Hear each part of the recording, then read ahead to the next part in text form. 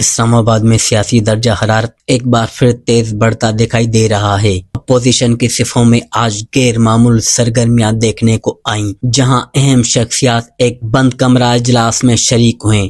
ذرائع کے مطابق یہ اجلاس معمول کا نہیں تھا، بلکہ ایک ایسی ملاقات پر غور کیا گیا جو آنے والے دنوں میں ملکی سیاست کا رخ بدل سکتی ہے۔ اجلاس میں شامل رہنماؤں نے ایک دوسرے سے مشاورت کی اور چند نکات پر مکمل اتفاق رائے پیدا کیا۔ دوسری جانب حکومتی ایوانوں میں بھی خاموشی کے پیچھے بڑی تیاری ہے۔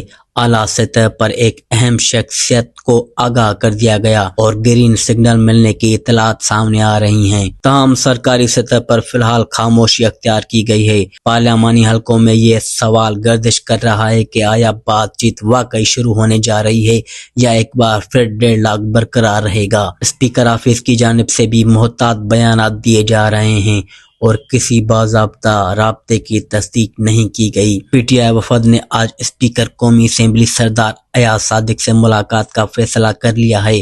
بیرسٹر گوہر کی سربراہی میں ہونے والے اجلاس میں سلمان اکرم راجہ، اسد کیسر، جنید اکبر اور دیگر رہنما شریک تھے۔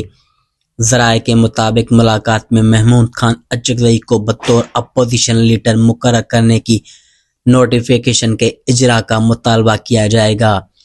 وزیر اعظم شہباز شریف نے حکومت اور تحریک انصاف کے درمیان ممکنہ مذاکرات کے لیے اسپیکر قومی اسمبلی کو گرین سگنل دے دیا ہے، تاہم حکومتی موقف ہے کہ مذاکرات صرف پی ٹی آئی کے منتخب نمائندوں سے ہوں گے۔